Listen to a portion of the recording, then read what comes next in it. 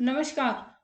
Smart study with प्रकाश के YouTube channel पे आपका हार्दिक स्वागत और अभिनंदन। प्राचीन भारत के इतिहास से संबंधित वैदिक सभ्यता से जो क्वेश्चन हम लेकर आए उसका आज पार्ट थर्ड है, और जो कि आपकी विभिन्न प्रतियोगी परीक्षाओं के अंतर्गत इनमें से क्वेश्चन पूछे जाते हैं, चाहे वो एसएससी हो, रेलवे, एसआई हो, बैंक हो, या पीएससी हो, सीडीएस हो, और जितनी भी आरपीएससी की जितनी भी गवर्नमेंट के एग्जाम्स हैं उनमें सभी में इनमें अक्सर पूछे जाने वाले क्वेश्चन है, जो कि सभी प्रतियोगी परीक्षाओं में 5 से 6 क्वेश्चन इनमें से पूछे जाते हैं। तो प्राचीन भारत के जो इतिहास से वैदिक सभ्यता से पार्ट 1 पार्ट 2 हमने देखा, आज पार्ट 3 लेके आए, जिसका फर्स्ट क्वेश्चन है ऋग्वेद का सर्वाधिक लोकप्रिय छंद कौन सा है। तो इसमें ऑप्शन ए दिया हुआ है गायत्री, बी है अनुष्टुप, सी है त्रिष्टुप और डी है जगती। तो ऋग्वेद का सर्वाधिक लोकप्रिय छंद है वो जगती हो जाएगा, क्योंकि जगती इसलिए हो जाएगा क्योंकि ब्रह्मचर्य आश्रम में मनुष्य बौद्धिक विकास, ज्ञान तथा शिक्षा प्राप्त करता था, और ब्रह्मचर्य आश्रम विद्या अध्ययन का काल था, जिसका प्रारंभ उपनयन संस्कार से होता था। तो क्षत्रिय का बालक का जो उपनयन संस्कार है वो ग्रीष्म ऋतु में त्रिष्टुप मंत्र द्वारा होता था और 11 वर्ष की अवस्था में हो जाता था। इसी प्रकार से वैश्य बालक का उपनयन संस्कार शरद ऋतु के अंतर्गत जगती मंत्र द्वारा 12 वर्ष की अवस्था में होता था। तो अतः ऋग्वेद में सर्वाधिक लोकप्रिय छंद है वो जगती को ही बताया गया। चलिए बढ़ते नेक्स्ट क्वेश्चन की तरफ। इसके अंतर्गत पूछा गया है कि ऋग्वेद संहिता किस शाखा की है। तो इसमें ऑप्शन ए है शौनक, बी है अश्वालायन, और सी है शाकल, और डी है सांख्यायन। तो ऋग्वेद संहिता किस शाखा की है, तो ये शाकल, ऑप्शन नंबर सी इसका आंसर हो जाएगा। ये शाकल शाखा की ऋग्वेद मंत्रों का एक संकलन, जिसको संहिता कहा जाता है, ये यज्ञों के अवसर पर देवताओं की स्थिति में ऋषियों द्वारा संग्रहित किया गया है, और इसका पुरोहित होत्रा या होत्र थे, और इसमें 10 मंडल तथा 1028 सूक्त हैं, और इसके 3 पाठ मिलते हैं, जिसमें साकल के अंदर 1017 मंत्र है, और बाल खिल्ले के अंतर्गत 11 मंत्र है, और वास्कल के अंतर्गत कुल 56 मंत्र हैं। इसमें ऋग्वेद संहिता को मूलतः साकल से संबंध किया जाता है। तो ऋग्वेद संहिता किस शाखा की मानी गई है, तो इसमें साकल हो जाएगा, ऑप्शन नंबर सी सही हो जाएगा। बढ़ते हैं नेक्स्ट क्वेश्चन की तरफ। क्वेश्चन नंबर 3, इसके अंतर्गत है ऐन्द्र महाभिषेक का विवरण दिया गया है। तो इसके अंतर्गत ऑप्शन नंबर ए है इसमें शतपथ ब्राह्मण में, ब है ऐत्रेय ब्राह्मण में, सी है अथर्ववेद में, और डी है ऋग्वेद में। तो ऐन्द्र महाभिषेक का जो विवरण है वो दिया गया है ऐत्रेय ब्राह्मण में। ऑप्शन नंबर बी सही हो जाएगा इसके अंतर्गत, क्योंकि ऐन्द्र महाभिषेक का विवरण ऐत्रेय ब्राह्मण में दिया गया है। ऐत्रेय ब्राह्मण में पश्चिम के नीचे अप्राच्य, वहिक और अम्बस्ट राज्यों के नामों का उल्लेख मिलता है, और ऐत्रेय ब्राह्मण में ही अम्बस्ट के एक राजा का उल्लेख है जिसका ऐन्द्रिय महाभिषेक हुआ था। इसी कारण ऐत्रेय ब्राह्मण में ऐन्द्र महाभिषेक का विवरण दिया गया है। अतः क्वेश्चन नंबर 3 का ऑप्शन बी नंबर इसमें सही हो जाएगा। चलिए बढ़ते हैं नेक्स्ट क्वेश्चन की तरफ। क्वेश्चन नंबर 4, इसके अंतर्गत निम्नलिखित में से कौन सा उपनिषद गद्य में लिखा गया है। तो इसमें ए ऑप्शन है ईश, बी में कंठ, सी में वृदारण्यक, और डी के अंदर है श्वेतर।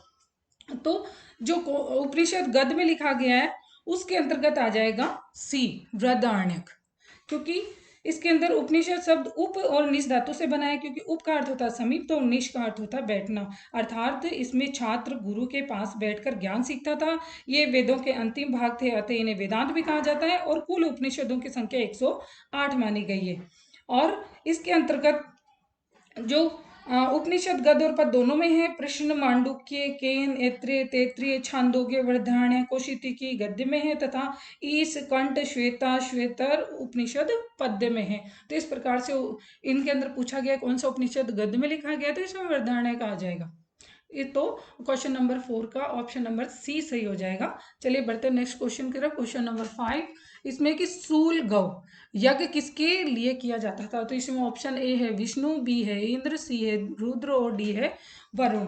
तो जो सूल गौ यज्ञ है वो रुद्र के लिए किया जाता है। ऑप्शन नंबर सी सही हो जाएगा इसके अंतर्गत। सूल गौ यज्ञ रुद्र के लिए किया ही जाता था। तो ये इसका ऑप्शन क्वेश्चन नंबर 5 का ऑप्शन नंबर सी रुद्र इसमें सही हो जाएगा। चलिए बढ़ते हैं नेक्स्ट क्वेश्चन की तरफ। क्वेश्चन नंबर 6, इसके अंदर कहते हैं ऋग्वेद में यदुजन का अधिकतर किससे युग्म बना है। तो इसमें ऑप्शन ए हो जाएगा अनु, बी में है धु, और सी में तुर्वसु, और डी के अंदर है पुरु। तो देखा जाए तो इसमें ऋग्वेद में यदुजनु का अधिकतर युग्म पूछा है, तो इसके अंतर जो ऑप्शन नंबर सी है तुर्वसु, ये इसके यदुजन का इससे युग्म बना हुआ है। इसमें आर्य 5 जनों में विभक्त था, जिन्हें पंचजन कहा गया है। ये पंचजन थे अनु, यदु, ध्रुव, पुरु व तुर्वस, और इससे यदु का अधिकतर युग्म तुर्वस के साथ ही बना माना जाता है। तो चलिए बढ़ते हैं नेक्स्ट क्वेश्चन करें, क्वेश्चन नंबर 7। इसमें कि अपाला आत्रेय के मंत्र किसमें संग्रहित है? इसमें ऑप्शन दिए हुए ऋग्वेद में, बी है यजुर्वेद में, सी है सामवेद में और डी है अथर्ववेद में। तो जो अपाला आत्रेय के जो मंत्र हैं वो ऋग्वेद के अंदर दिए गए हैं, तो ऑप्शन नंबर ऐसा ही हो जाएगा इसमें। ऋग्वेद के 8वें मंडल में स्त्री कवयित्रियों द्वारा अपाला, आत्रेयी, लोपामुद्रा, घोषा आदि द्वारा रचित ऋचाएं हैं। वैदिक ऋचाओं की रचना का श्रेय घोषा, अपाला, विश्वरा, लोपामुद्रा, सरस्वती, इंद्राणी, सिक्ता, निवावरी आदि विदुषी स्त्रियों को दिया जाता है। इसमें विश्वरा को ब्रह्मवादिनी तथा मंत्रष्टि कहा गया है। तो अपाला आत्रेय के जो मंत्र है वो ऋग्वेद में संग्रहित है। क्वेश्चन नंबर 7 का आंसर ए ऋग्वेद सही हो जाएगा। चलिए बढ़ते हैं नेक्स्ट क्वेश्चन की तरफ। क्वेश्चन नंबर 8, वेद त्रय के अंतर्गत सम्मिलित है। तो वेद त्रय में कौन से ऑप्शन है? ऋग्वेद, यजुर्वेद, अथर्ववेद, बी में ऋग्वेद, यजुर्वेद, सामवेद, सी के अंदर ऋग्वेद, सामवेद, अथर्ववेद, और डी के अंदर है सामवेद, अथर्ववेद और यजुर्वेद। तो जो वेद त्रयी है उसके अंतर्गत आते हैं ऋग्वेद, यजुर्वेद और सामवेद। ऑप्शन नंबर बी सही हो जाएगा इसमें। वेदों की संख्या 4 है, ये ऋग्वेद, सामवेद, यजुर्वेद और अथर्ववेद। इनमें से पहले 3 वेदों को ऋग्वेद, सामवेद और यजुर्वेद को तो वेद त्रय कहा जाता है, और अथर्ववेद इसमें सम्मिलित नहीं है क्योंकि इसमें यज्ञ से भिन्न लौकिक विषयों का वर्णन है, इसलिए इसको वेद त्रय के अंतर्गत सम्मिलित नहीं किया गया है। तो क्वेश्चन नंबर 8 का आंसर हो जाएगा बे ऑप्शन, ऋग्वेद, यजुर्वेद और सामवेद। चलिए बढ़ते हैं नेक्स्ट क्वेश्चन की तरफ। इस क्वेश्चन नंबर 9, भारोपीय भाषा परिवार की प्राचीनतम भाषा कौन सी है? तो इसके अंदर ए ऑप्शन है लेटिन, बी में ईरानी, सी में ग्रीक और डी के अंदर है संस्कृत। तो जो भारोपीय परिवार की भाषा प्राचीनतम भाषा पूछा है तो वो संस्कृत हो जाएगी। ऑप्शन नंबर डी सही हो जाएगा इसके अंतर्गत, क्योंकि आर्य, इंडो आर्यन और भारतीय भाषा बोलते थे। इनके प्राचीनतम ऋग्वेद की तुलना ईरानी या पारसियाई ग्रंथ जिंदा अवस्था से की जाती है। ऋग्वेद संस्कृत भाषा में, अतः भारतीय भाषा परिवार की प्राचीनतम भाषा संस्कृत को ही माना गया है। चलिए बढ़ते नेक्स्ट क्वेश्चन की तरफ। क्वेश्चन नंबर 10, अंग राज्य का सर्वप्रथम उल्लेख मिलता है। ऑप्शन ए शतपथ ब्राह्मण में, बी अथर्ववेद में, सी अंगुत्तर निकाय में, डी है भगवती सूत्र में। तो इसके अंदर जो अंग राज्य का सर्वप्रथम उल्लेख है वो हमें अथर्ववेद के अंतर्गत मिलता है, तो ऑप्शन नंबर बी सही हो जाएगा इसमें। अंग राज्य मगध के पूर्व में स्थित है और इसमें बिहार के आधुनिक भागलपुर और मुंगेर क्षेत्र सम्मिलित हैं।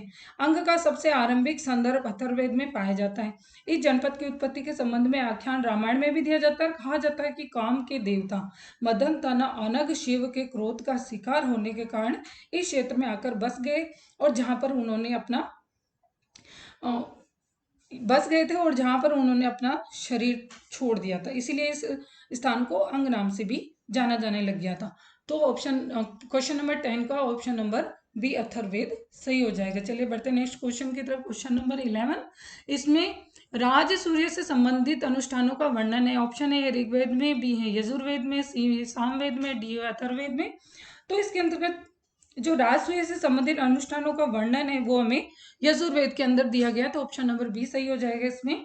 राजा के अधिकारी रत्नी राजसूय यज्ञ से संबंधित है। यजुर्वेद के शतपथ ब्राह्मण से ज्ञात होता है कि राजसूय यज्ञ के समय राजा रत्नियों को हवि प्रदान करता था, उनके प्रति सम्मान प्रकट करता था तथा समर्थन की आशा करता था। रत्नी राज्य के उच्च पदाधिकारी थे जो कुलीन वर्ग से संबंधित होते थे, और शतपथ ब्राह्मण में सर्वाधिक 12 प्रकार की रत्नियों का भी उल्लेख किया गया है।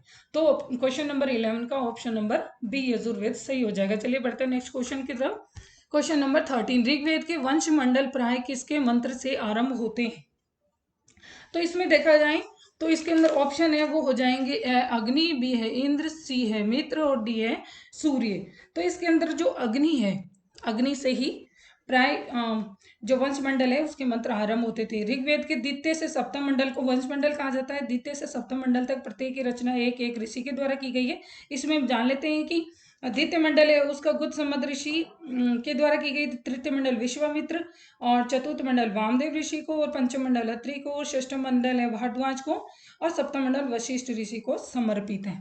इसी प्रकार से जो क्वेश्चन नंबर 13 है उसका ऑप्शन नंबर ए अग्नि सही हो जाएगा। चलिए बढ़ते हैं नेक्स्ट क्वेश्चन की तरफ। क्वेश्चन नंबर 14, अयोध्या का उल्लेख सर्वप्रथम कहाँ मिलता है? ए ऑप्शन है ऋग्वेद में, बी अथर्ववेद में, सी रामायण में और डी है महाभारत के अंतर्गत। तो अयोध्या का जो उल्लेख है सर्वप्रथम हमें ऋग्वेद के अंतर्गत मिलता है, तो ऑप्शन नंबर ए सही हो जाएगा। इसमें अयोध्या का सर्वप्रथम उल्लेख ऋषभ देव की जन्म स्थली के रूप में ऋग्वेद में मिलता है।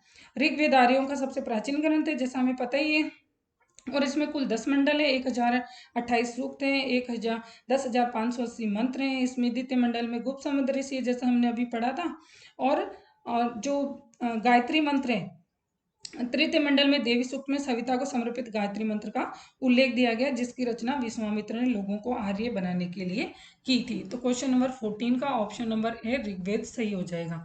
चलिए बढ़ते हैं नेक्स्ट क्वेश्चन की तरफ।